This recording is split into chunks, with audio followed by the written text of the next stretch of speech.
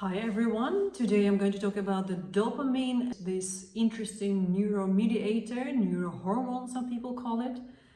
What does it do to our body, to our mental health, how it influences our goals, how we get our goals, why do we procrastinate, why do we postpone, and all those things. So stay tuned in.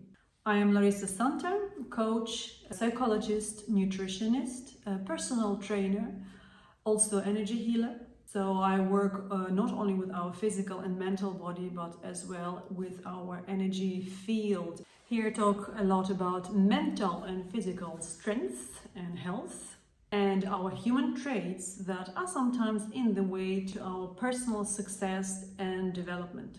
Nowadays, there is a lot of attention being paid to dopamine. We have to figure out what is dopamine and how it influences us. So first of all, I want to say that our brain creates stuff, let's say, that can feed your pleasure centers. And one of those small things is the dopamine. Nowadays, there are lots of videos about dopamine, but most of them say where we get it from and how dangerous it can be, how bad it can be. I would like here to give you the tools how to work with the excessive cheap dopamine that we get from social media, from shopping, from eating sweets or lots of milk products as well. As a nutritionist, I can tell you it's dependent as well.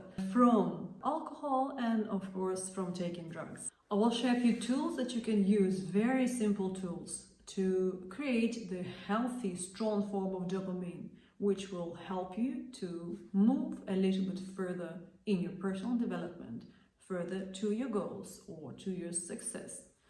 So what I would like to say as well, that there are a few things like procrastination and postponing things, they have to do a little bit with the inner core. Inner core is being strengthened by dopamine. So what we would like to realize that procrastination and postponing things, tasks, has to do with fear.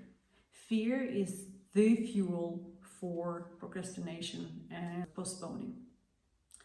Fear of not being perfect, fear of not doing it very well, fear of not finishing something on time. Actually, fear. So what we have stress. To compete with that stress, we need something which is nice. We need some happiness hormones, neuromediators that makes us happy. We have different ones. We have serotonin, oxytocin, and dopamine. So here today I'm talking about the dopamine. We get it, as I have mentioned, from taking drugs, taking alcohol, sugar, shopping, social media stuff. Actually, a great variety of things that we can use for reaching out for dopamine. The thing is that if we have used a lot of happiness hormones, often have a wave down. Yeah, we can go very deep, very low. We can feel unhappy, depressed, down. So not to have that, we have to create something like an inner core that will keep us steady. How we do that? I will share a few very simple tools that you can apply that will help you to feel happy in the long run without depletion, without making yourself empty, let's say. So it's important. Nowadays, a huge fame to visualization and dreaming, imagining yourself in the future circumstances. The thing is that we as well get very excited and then go down. And often ways we have those habitual things, watching films, reading something, listening to motivation videos and music. In the evening, when we're relaxed and going to bed, then we get excited about the next step. Tomorrow I'm going to do it. And what happens tomorrow comes and no one is going to do anything because you have slept very nicely using your dopamine that you have created in the evening.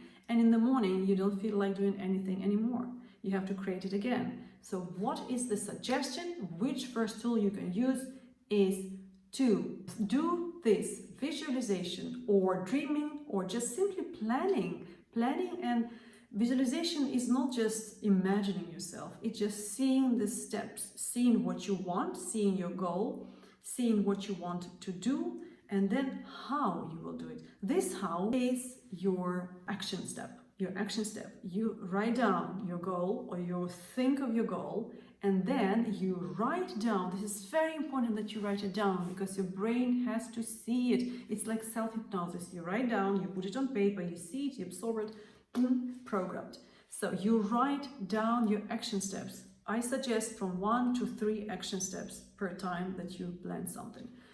And as I mentioned, we do this in the morning or in the first half of the day, not in the evening. Okay, so then you have your excitement, you have your dopamine, you go and do something, and what happens, you get the most rewarding feeling, because dopamine is the rewarding hormone.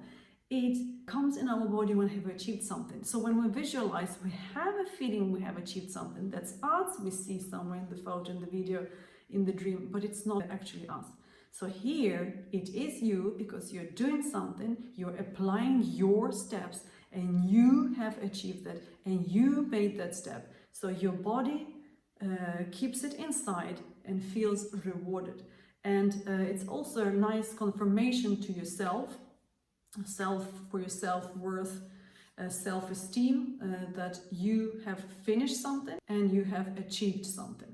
Well, it works in such a way that if you make a few action steps, 1, 2, 3 action steps, as I said, within 2 weeks to 3 months, you will notice changes already. So first 2 weeks, your brain has to get out of the old habit of this procrastination and just passively watching something, passively dreaming about something, into actively dreaming and actively planning. So you get, after 2 weeks, you get quite a high level of dopamine, which is not the lazy, cheap one, but the steady one that stays with you. And you feel overall satisfied.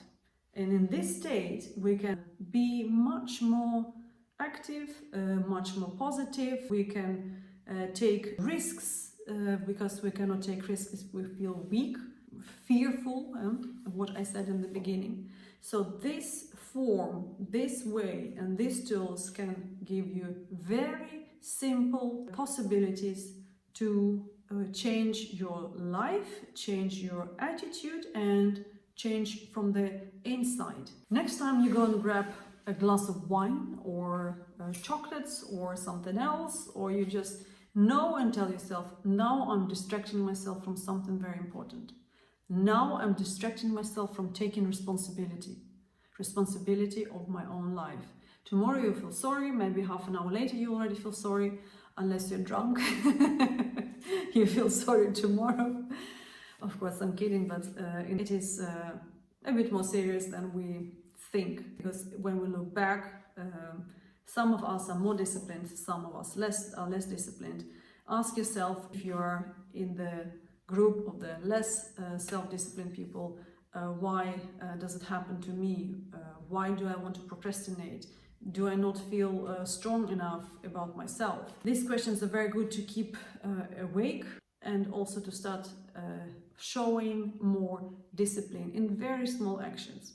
Also, when you skip a cake, or you don't want to take the bus, or you want to walk, just show some discipline, show some strength and will of your character.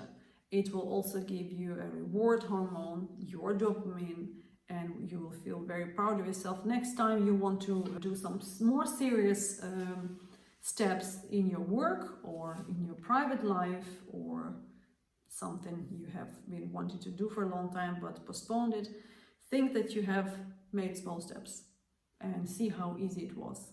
Easy after we have started doing it. If you liked such videos, please share them, please like them, please subscribe here. Let's spread the good truth and be more active and believe in ourselves and achieve more and be more happy tomorrow than we are today.